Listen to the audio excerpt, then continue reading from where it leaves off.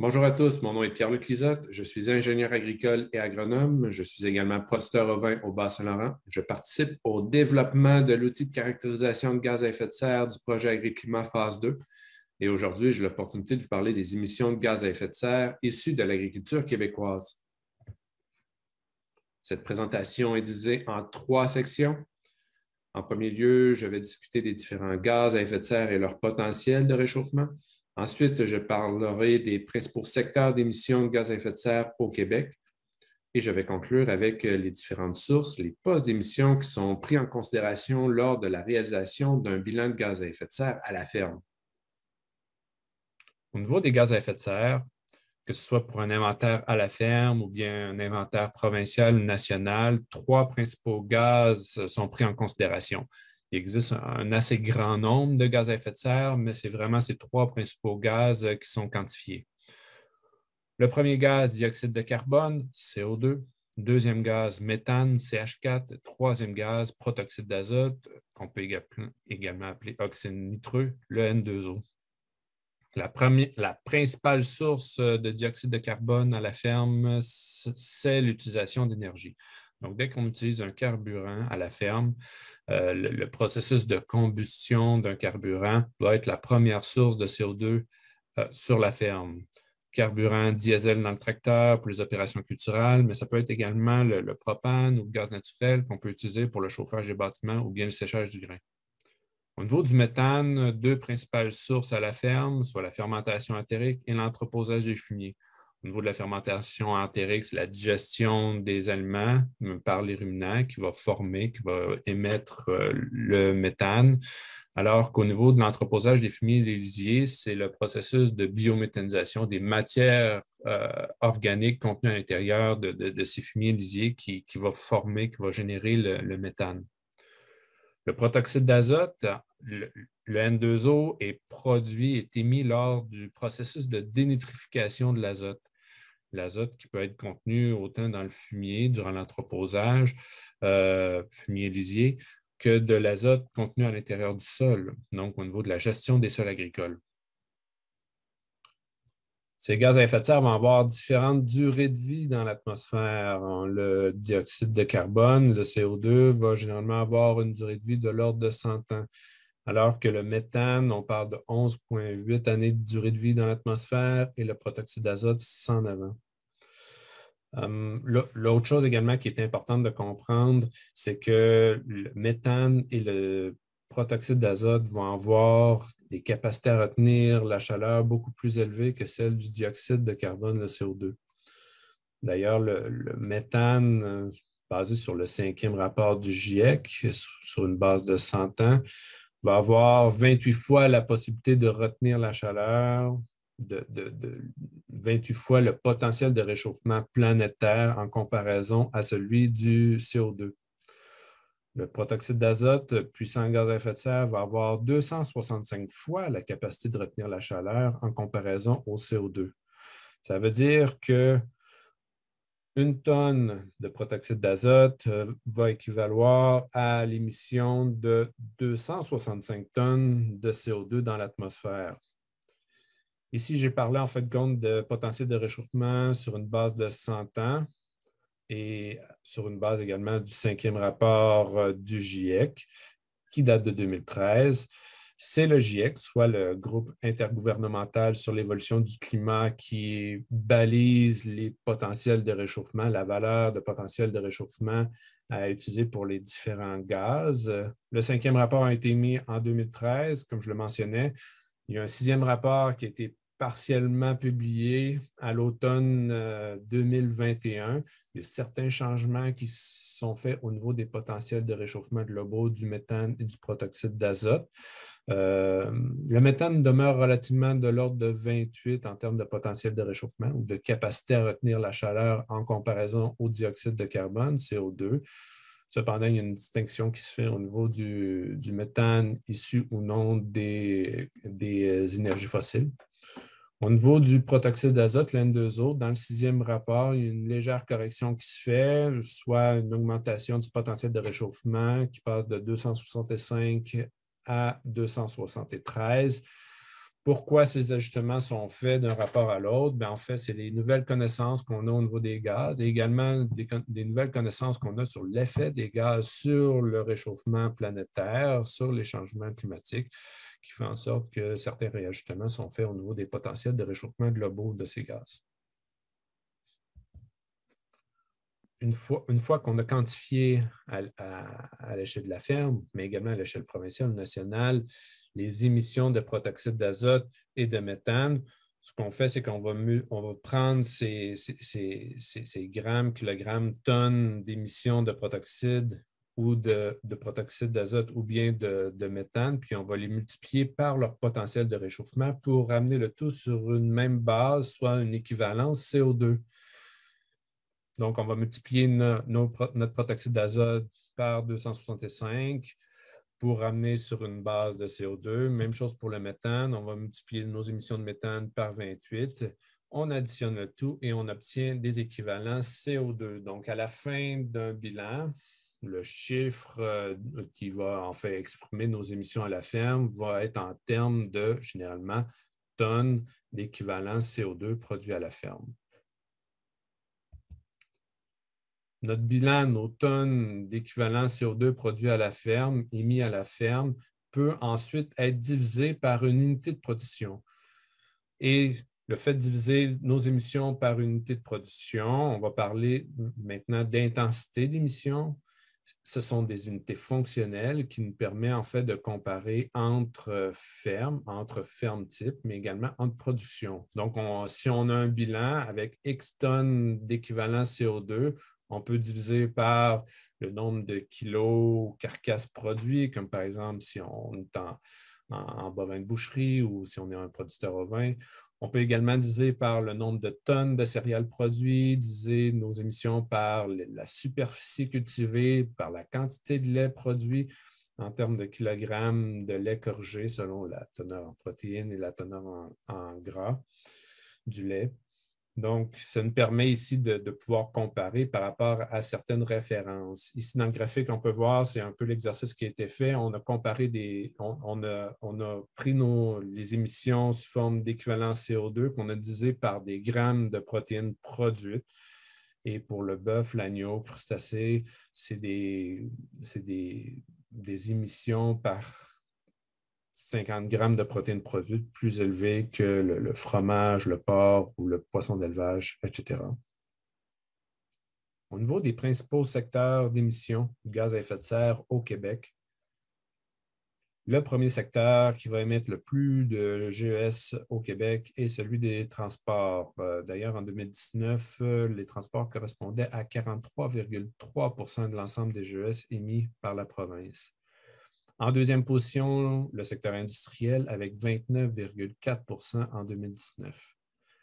L'agriculture est un secteur économique non négligeable en termes d'émissions de gaz à effet de serre au Québec. En 2019, on parlait de 9,2 % de l'ensemble des émissions provenant de la province. Ici, une chose également qui est intéressante à constater, c'est que l'électricité occupe une portion très faible des émissions émises, des émissions provenant de la province. En 2019, on parlait de 0,3 %. De par notre hydroélectricité, très peu de GES sont émis lors de la production et du transport de l'électricité. Néanmoins, il y en a quand même un peu qui est émis. Mais c'est généralement 100 fois plus faible que nos provinces voisines telles que le Nouveau-Brunswick ou bien l'Ontario. L'agriculture est une importante source d'émissions de méthane et de protoxyde d'azote à l'échelle provinciale. Au niveau du méthane, l'agriculture est le deuxième émetteur. D'ailleurs, en 2019, c'était 36,6 % de l'ensemble des émissions de méthane qui provenaient de l'agriculture. Le premier secteur émetteur de méthane était la gestion des déchets avec 53,2 % du méthane en 2019. Au niveau du protoxyde d'azote, on se souvient, puissant gaz à effet de serre, 265 fois le potentiel de réchauffement en comparaison au dioxyde de carbone. L'agriculture est le premier émetteur au Québec avec 72,4 % en 2019. Lors de la réalisation d'un bilan d'un inventaire de gaz à effet de serre à la ferme, ce sont 5 principales sources de GS qui sont prises en considération. Il y a la fermentation entérique, qui va être une source de méthane, les sols, qui va être une importante source de protoxyde d'azote, mais également un peu de dioxyde de carbone va être émis des sols de par le chaulage et l'hydrolyse également de l'urée, comme par exemple. La gestion des fumiers, ou en d'autres mots, l'entreposage des fumiers et des lisiers, va être une source de méthane et de protoxyde d'azote. L'utilisation des énergies, on en a parlé un peu plus tôt, la combustion des carburants à la ferme va être une source importante de dioxyde de carbone, CO2, mais également en beaucoup plus faible quantité de méthane et de protoxyde d'azote. L'achat d'intrants, ici, est la 5e source. D'un côté, c'est une source de gaz à effet de serre indirect, c'est-à-dire que, et c'est pour cette raison ici que achat d'intrants est mis entre parenthèses, ce sont des émissions indirectes. Des émissions directes surviennent sur la ferme, donc c'est des émissions qui vont provenir de la ferme comme telle, alors que des émissions indirectes proviennent de l'extérieur de la ferme. Et quand une entreprise fait l'achat d'un intrant, un intrant, ça peut être l'alimentation pour le bétail, ça peut être carburant, engrais minéraux, euh, plastique, pesticides, pour durant le processus de production, fabrication et transport de l'intrant à la ferme, il y a eu émissions de gaz à effet de serre qui sont prises en considération dans le bilan à la ferme.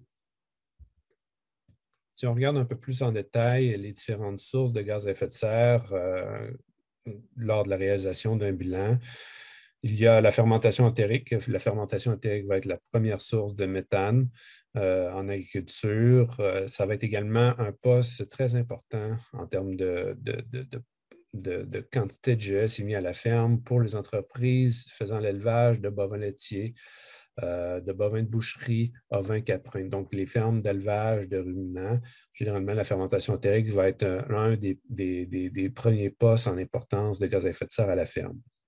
Il y a un peu de fermentation entérique qui est considéré pour le porc.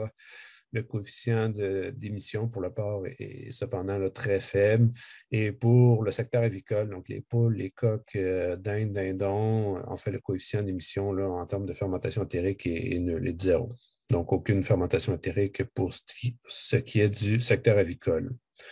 Le méthane est produit lors de la digestion des aliments.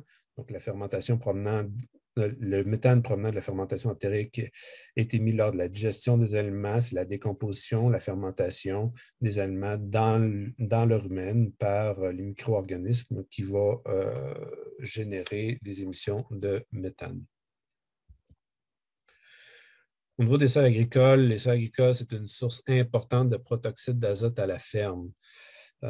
C'est l'azote qui peut être contenu ici, dans le cas-ci, c'est l'azote qui est contenu dans le sol, qui peut subir une dénitrification. Donc, c'est les nitrites, nitrates contenus à l'intérieur du sol, subissant une dénitrification par la flore microbienne qui va faire en sorte que du protoxyde d'azote va être émis.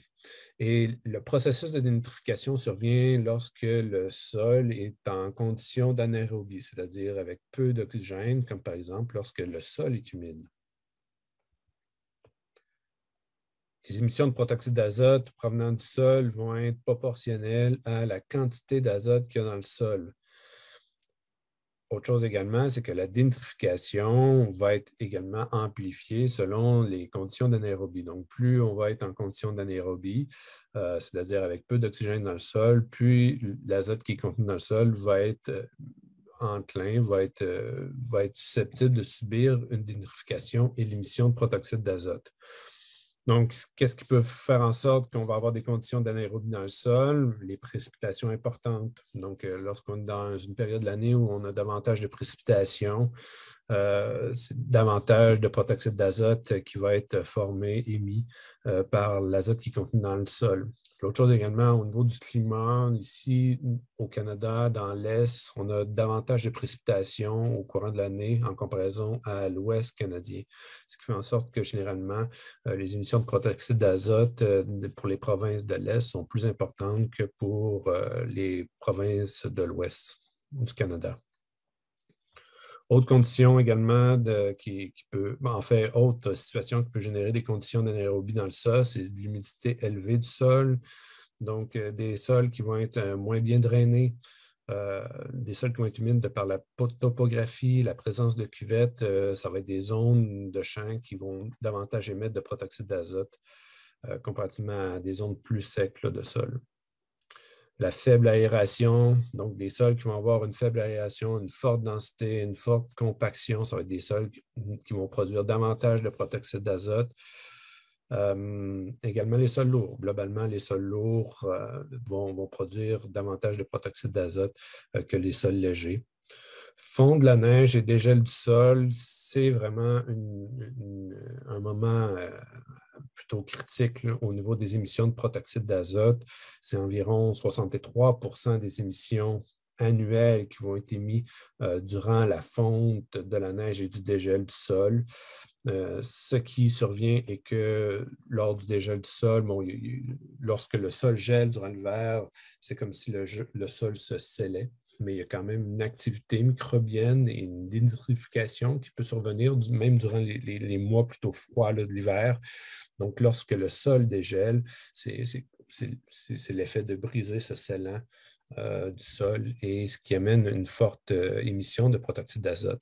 La fonte des neiges, c'est beaucoup d'humidité qui va rentrer, c'est beaucoup d'eau qui va rentrer dans le sol et qui va créer là, ces conditions là, très importantes d'anaérobie dans le sol et provoquer la dénitrification de l'azote.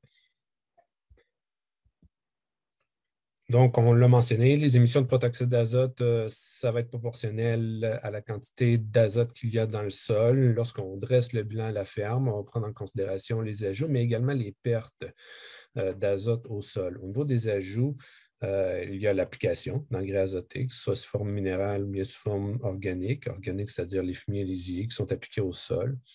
Mais également l'ajout d'azote au sol de par la décomposition des résidus, et également la minéralisation de la matière organique. On va prendre également en considération les pertes d'azote. Ce seront des émissions indirectes. Premier mécanisme de perte, c'est la volatilisation. Lorsque l'azote se volatilise dans l'atmosphère, cet azote va se redéposer au sol et peut être enclin ou peut être assujetti à la dénitrification et émettre du protoxyde d'azote. Lessivage, un peu le même processus. Lorsque l'azote est lessivé à travers le profil de sol, c'est de l'azote également là, qui peut être assujetti ou qui peut subir la nitrification et amener des émissions de protoxyde d'azote.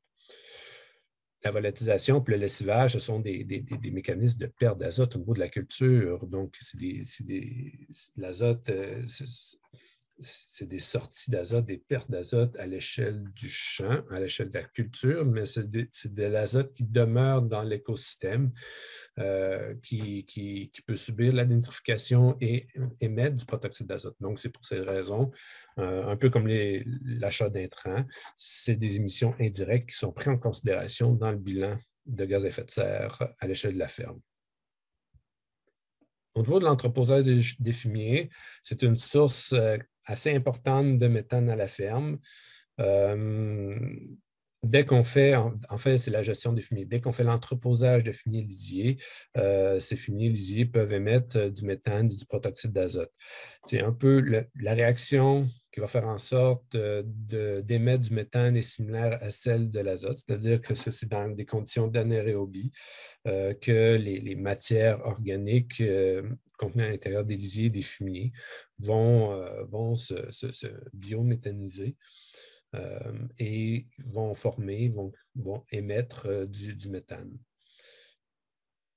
Donc, les lisiers, généralement, va émettre beaucoup plus de méthane qu'un fumier.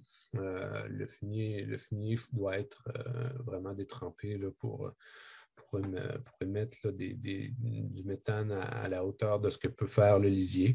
Mais le lisier est beaucoup plus, on parle généralement de pratiquement là, 10 fois plus émetteur de méthane en comparaison au fumier, globalement.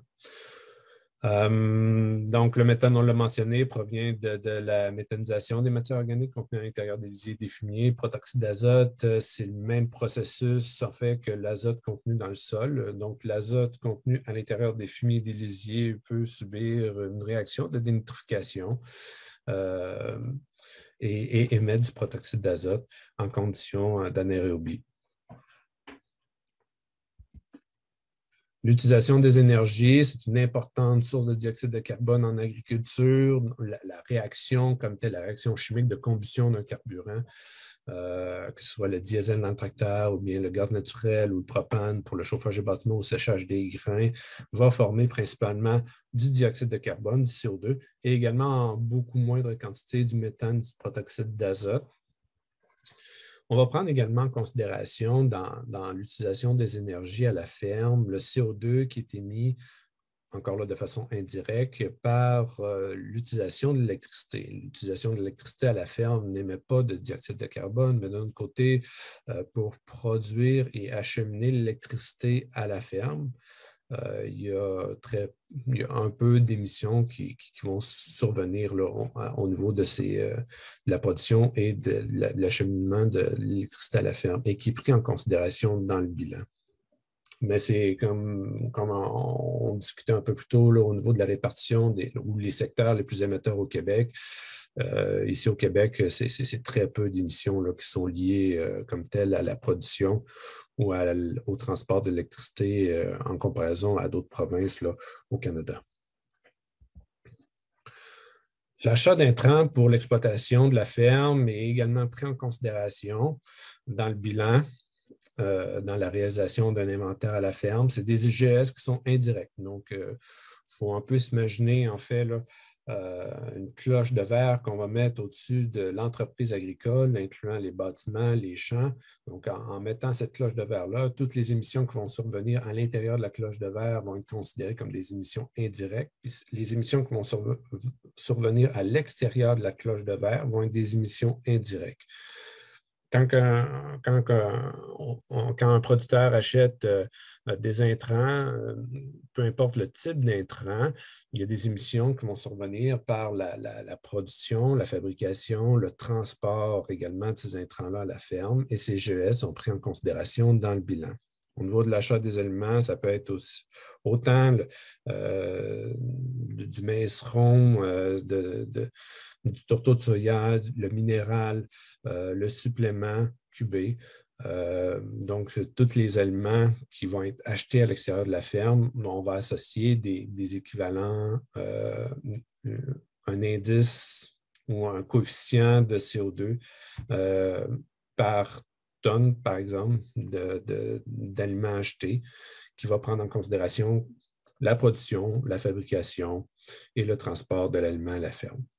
Donc, l'achat également d'engrais minéraux, c'est généralement très élevé en termes de GES provenant de ce poste, de cette source d'émission. L'achat de carburant également là, pour les opérations culturales.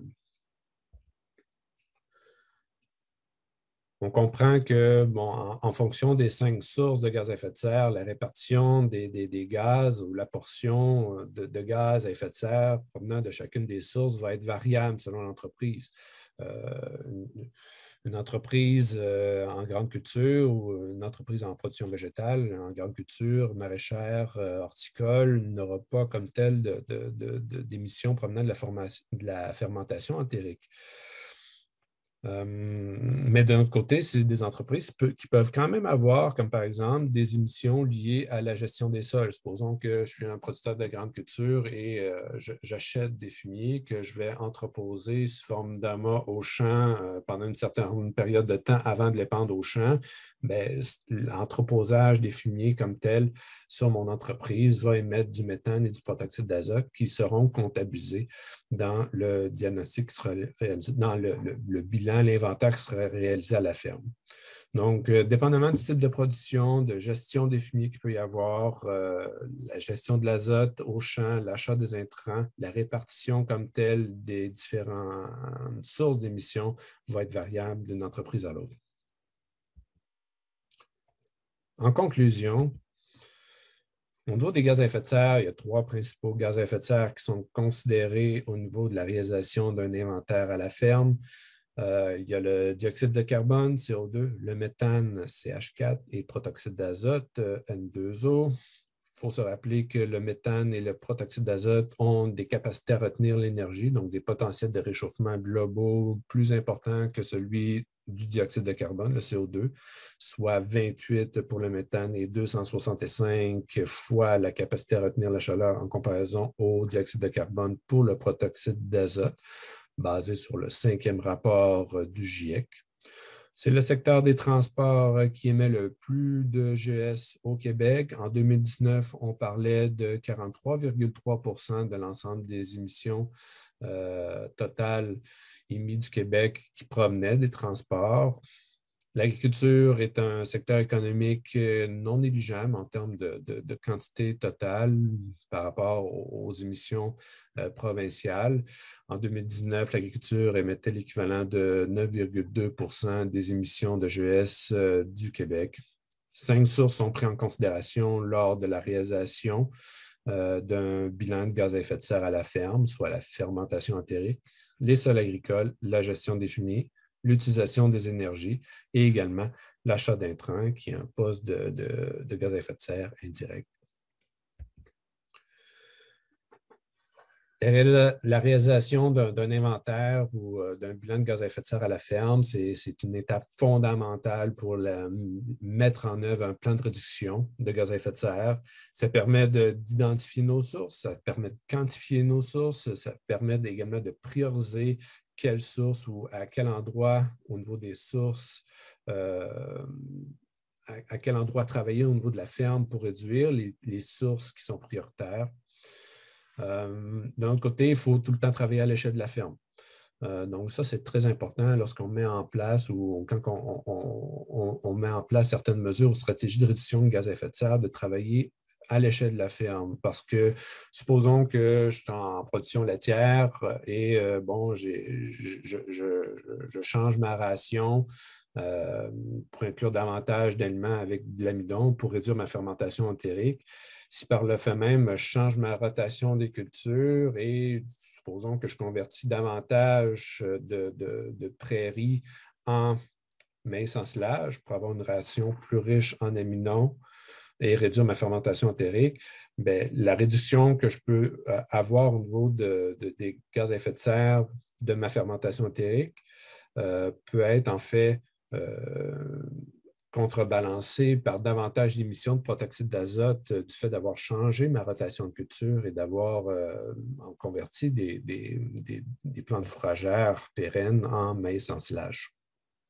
Donc, bien important de tout le temps avoir cette vision ou cette démarche globale à la ferme lorsqu'on met en place ou lorsqu'on élabore un plan de stratégie, un plan de réduction de gaz à effet de serre à la ferme. Ceci conclut la présentation sur les gaz à effet de serre issus de l'agriculture québécoise. Mon nom est Pierre Leclisot. Je vous remercie de votre attention.